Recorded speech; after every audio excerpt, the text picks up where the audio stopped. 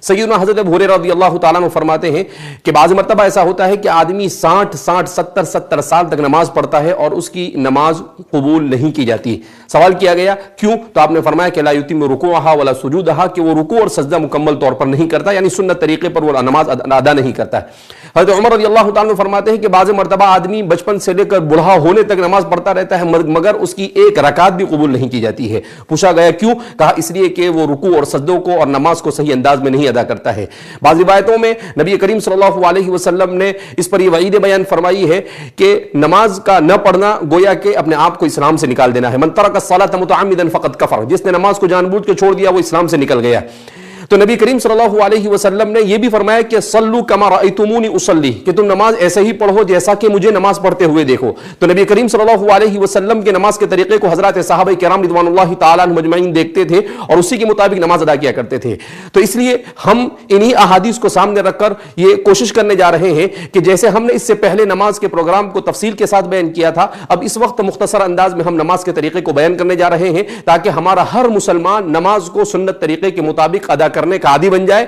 جب ہم نماز سنت طریقے کے بعد ادا کرنے پر عادی ہو جائیں گے تو اللہ کا وعدہ ہے ان الصلاۃ تنہی عن الفحشاء والمنکر، کہ نماز بے حیائی سے اور برائیوں سے روکتی ہے. تو وہی نماز بے حیائی اور برائی سے روکتی ہے جس کو خشوع اور خضوع کے ساتھ پڑھا جاوے، جس کو سمجھ کر پڑھا جاوے، جس کو نبی کریم صلی اللہ علیہ وسلم کے بیان کردہ طریقے کے مطابق پڑھا جاوے. تو آئیے ہم جانتے ہیں کہ نماز کو سنت کے مطابق کیسے پڑھا جائے. سب سے پہلے جب ہم نماز شروع کریں گے تو ہمیں سب سے پہلے اپنی نماز کی تعیین کرنی ہوگی، یعنی نیت کرنی ہوگی کہ ہم کون سی نماز ادا کر رہے ہیں.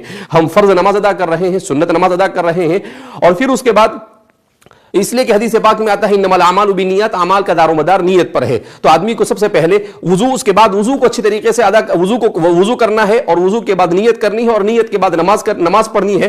تو نماز کے لیے جب آدمی کھڑا ہو تو سب سے پہلے جب وہ کھڑا ہو تو اس کے پاؤں کی کیفیت کیسی ہو، وہ اپنی طبیعی حالت پر چھوڑ دے. نہ اسے بہت پھیلانے کی ضرورت ہے اور نہ اسے بالکل ملانے کی ضرورت ہے، بلکہ اسے طبیعی حالت پر چھوڑ دیا جاوے.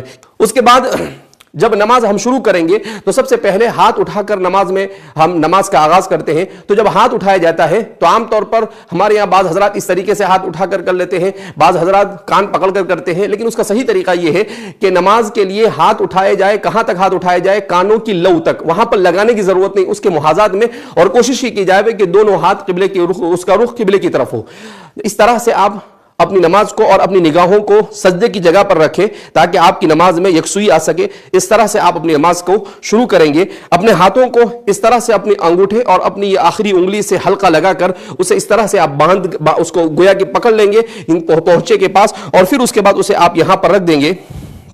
پھر اس کے بعد جب ہم اس میں دعا پڑھی جاتی ہے سبحانک اللہم وبحمدک وتبارک اسمک وتعالی جدک ولا الہ غیرک.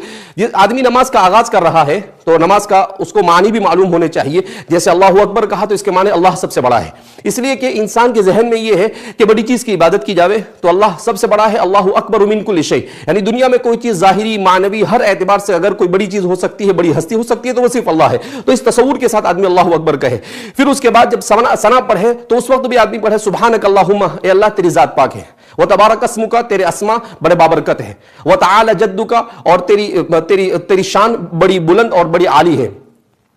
وتعالی جدک ولا الہ غیرک، اور تیرے علاوہ کوئی عبادت کے لائق نہیں ہے. تو گویا مکمل توحید کا درس دیا گیا ہے. جب نماز آدمی شروع کرے تو اس کے ذہن و دماغ کے اندر میں توحید کا تصور آنا چاہیے کہ ایک اللہ کے علاوہ کوئی عبادت کے لائق ہو سکتا نہیں ہے. اور پھر اس کے بعد وہ سورہ فاتحہ کو شروع کرے گا تو اس وقت بھی وہ کوشش کرے سورہ فاتحہ کو ہم لوگ اس کو سمجھنے کی کوشش کریں کہ اللہ اس صورت میں کیا کہنا چاہتے ہیں. پورے قرآن کا خلاصہ، پوری جتنی شریعتیں دنیا میں نازل ہوئی ان تمام شریعتوں کا خلاصہ اس صورت میں بیان کیا گیا ہے. مگر افسوس کہ ہم اس کو سمجھنے کی کوشش نہیں کرتے ہیں. انشاءاللہ ہم ایسا پروگرام پیش کرنے کی کوشش کریں گے جس میں نماز میں پڑھی جانے والی تمام صورتوں کو سمجھایا جائے گا. پھر اس کے بعد اس میں ضم صورت پڑھی جائے گی، یعنی جو بھی صورت آپ کے لیے سہولت کے ساتھ ہو اس صورت کو پڑھیں گے. اور پھر اس کے بعد آپ رکوع میں جائیں گے. تو رکوع میں جانے کا طریقہ یہ ہے کہ جیسے ہی آپ فارغ ہو گئے پھر اس کے بعد اللہ اکبر کہتے ہوئے اسی تصور کے ساتھ کہ اللہ سے بڑھ کر کوئی ہستی نہیں ہو سکتی ہے، آپ رکوع میں جائیں گے اور کوشش یہ کریں گے کہ آپ اپنا پورا وزن انگلیوں پر لے آئیں گے. تو اس سے ہوگا یہ کہ نبی کریم صلی اللہ علیہ وسلم نے سجدے کا طریقہ یہ بیان کیا ہے کہ آدمی کی پشت اور آدمی کا پیچھے کا حصہ اور آدمی کا سر یہ بالکل ایک لائن میں ہونا چاہیے. سمع اللہ لمن حمیدہ کہہ کر آپ کھڑے ہوں گے اور آپ کی نگاہ سجدے کی جگہ پر ہوگی. समिअ अल्लाहु लिमन हमीदा, इसका माना क्या होता है? समिअ सुन लिया, लिमन हमीदा उसने जिसके लिए हम्द की गई, यानी हमने अल्लाह की तारीफ की और अल्लाह ने हमारी तारीफ को सुन लिया। तो इस मानी के इस्तेहजार के साथ जब हम नमाज पढ़ेंगे तो हमारी नमाज में जान पैदा होगी और यही नमाज हमें बेहयाइयों और बुराइयों से रोकने का सबब बनेगी। फिर उसके बाद हम अल्लाहु अकबर, उसी अल्लाह की हस्ती के, अजीम हस्ती के तसव्वुर के साथ अल्लाहु अकबर कहते हुए हम सजदे में जाएंगे, जो नमाज का अहम तरीन रुकन है। सजदे का तरीका यह है कि सजदे में सबसे पहले तो यह कि खड़े होने के बाद आप सजदे में कैसे जाएं। आमतौर पर बड़ी गलतियां होती है इसमें। बाद हजरात इस तरीके से पहले अपने हाथ डाल लेते हैं, बाद हजरात ऐसे बैठ जाते हैं और फिर उसके बाद सजदा करते हैं। तो उसका सही तरीका यह है कि आप जैसे खड़े हैं ऐसे सीधे ही आप नीचे आएंगे और नीचे आने के बगैर किसी स्टॉप के और बगैर किसी रुके हुए आप सजदे के अंदर में चले जाएंगे। और जब सजदे में जाएंगे, जैसा कि हम आपको कर बताते हैं,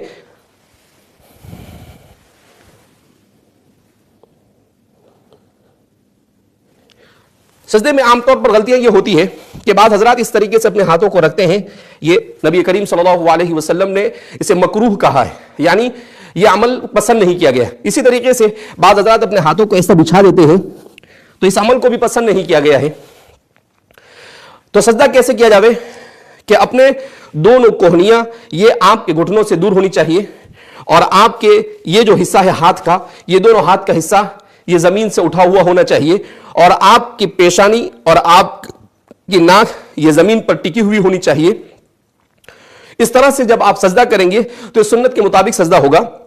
उम्मुल मोमिनीन आयशा सिद्दीक़ा रज़ियल्लाहु ताला अन्हा फरमाती है कि आप जब सजदा करते थे तो इतनी जगह होती थी कि एक बकरी का छोटा सा बच्चा वहां से गुजर सकता है। तो इसी अंदाज में हम सजदा करने की कोशिश करें। थोड़ा सा हम फासला रखेंगे और अपनी पेशानी, और इसको इसलिए कहा जाता है, फुक़हा ने लिखा है कि अगर हमारी नाक और पेशानी दोनों में से कोई एक चीज अगर सजदे में नहीं रहती है और हमारे पांव भी उठ जाते हैं तो इस सूरत में हमारी नमाज फासिद हो जाती है, नमाज सही हो सकती नहीं है। इसलिए हदीस में आता है कि बंदा जब सजदे में होता है तो गोया कि उसका सर अल्लाह की गोद में होता है।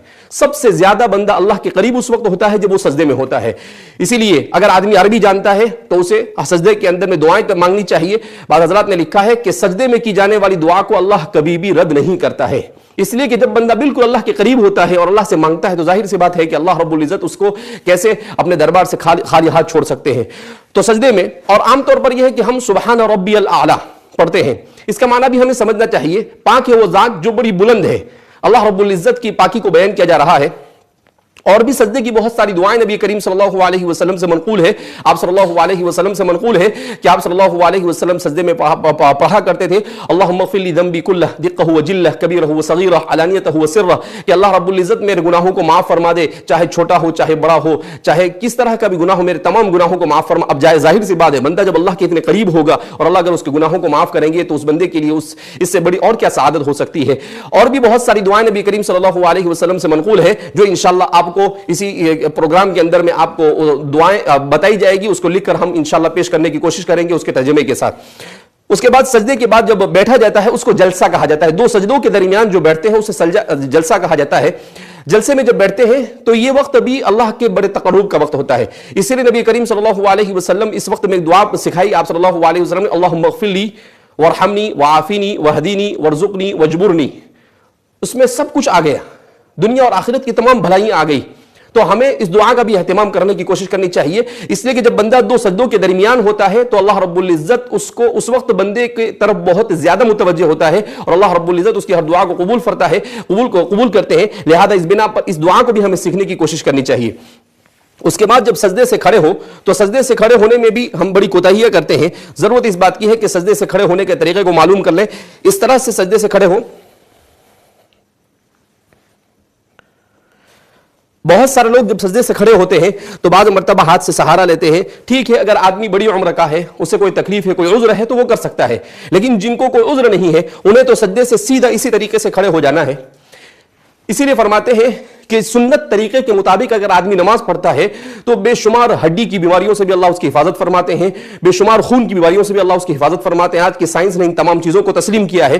तो दुनिया आखिरत का सवाब तो मिलना ही है, दुनिया की भलाइयां और सआदतें भी मिलनी ही है, और उसी के साथ साथ अल्लाह रब्बुल इज्जत नमाज की इस बरकत से हमें सेहत की भी बहुत सारी नियामतों से मालामाल कर सकते, अल्लाह रब्बुल इज्जत मालामाल करेंगे अगर हमने सुन्नत तरीके के मुताबिक नमाज पढ़ी। तो इस तरह से जब सजदे से खड़े हो तो बिल्कुल सीधे खड़े हो जावे।